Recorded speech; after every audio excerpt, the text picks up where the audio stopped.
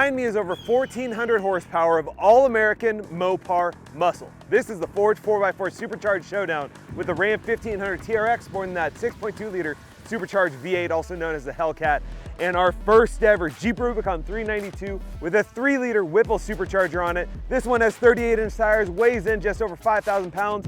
This beast, 37-inch tires, and weighs in over 7,000 pounds. Which one is gonna go down this 8th-mile track fastest? Leave your comment below and let me know, because this is the Forged 4x4 Supercharged Showdown.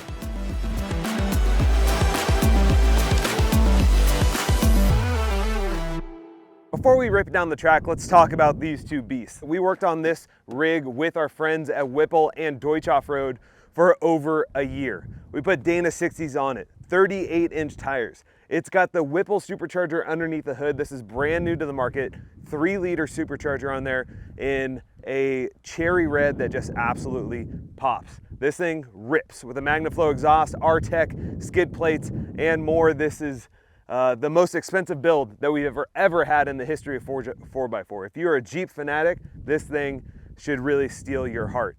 Now, Chaos, our Ram 1500 TRX, has some awesome modifications as well. We got 37-inch tires, a 3-inch Geiser spring lift with a Fouts Motorsports Panhard kit. This is gonna make sure that thing stays on the track. Baja design lights from head to toe, an awesome 3M wrap in that charcoal gray, and the Hellcat underneath the hood. This thing weighs a lot more than our Jeep, but I don't know if it's gonna make it down the track nearly as fast, because once you hit your foot on the pedal, my vote is going for this guy.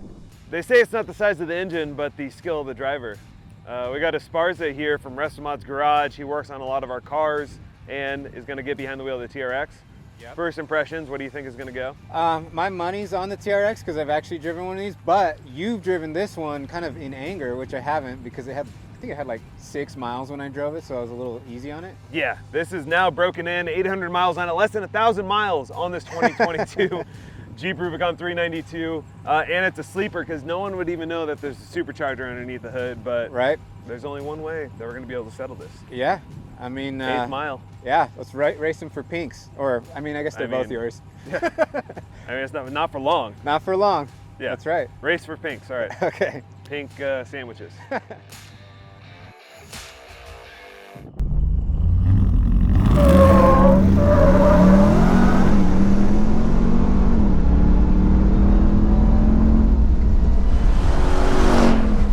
No problem.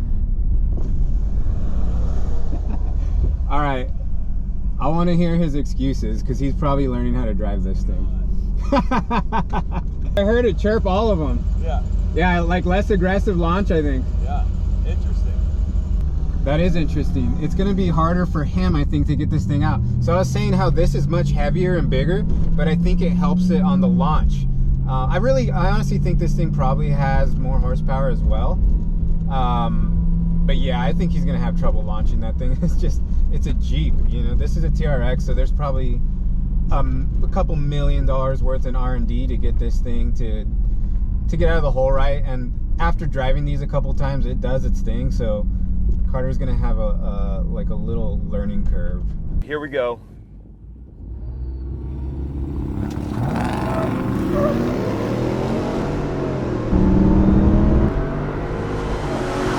TRX got me. That one felt better. That one felt better. Nothing against the Jeep.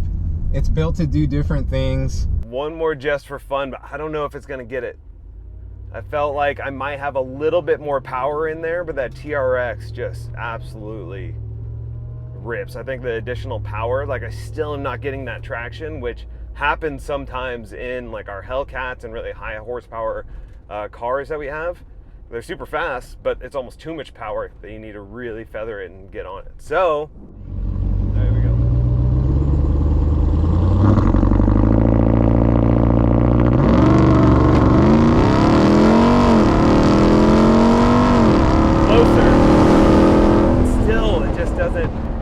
Once it gets to that point, once it gets like going, you're still losing traction, which is crazy. And if I turn traction control off, then it's not gonna have the power that I want. So unfortunately, it looks like the TRX might have us, but not by much. This thing is still absolutely insane. I will say that additional power really will come in handy if you're taking this thing on the dunes, going off-roading, Baja mode, just like hitting some dirt roads. This thing's gonna be a lot of fun. But I think the TRX might have us on this one. Final thoughts. Okay, so a couple things were happening. One, I noticed that thing's probably real hard to get up on the converter to launch. It looked like it was just doing all kinds of crazy. I watched the truck go up and down like 4 inches just trying to launch it. It's so powerful that the brakes can't hold it back, right. so you can't load into it and try and launch it. You have to kind of wait and time it right. So that jump is really important. And once I hit it, all 4 wheels started spinning. Yeah. And then even after I got it out of first gear, it started spinning again. So I just couldn't maintain that traction to get it down the track, even though this is a heavier truck with slightly smaller tires. I think this has more power, and you know, this is like factory engineering. So it's doing its thing, you know, it's doing exactly what it's supposed to do. You know, I noticed I was able to foot brake it and launch it, and I've heard a lot about like that's almost better than launch control in these. This has none of that. There's no launch control option. It's a Jeep.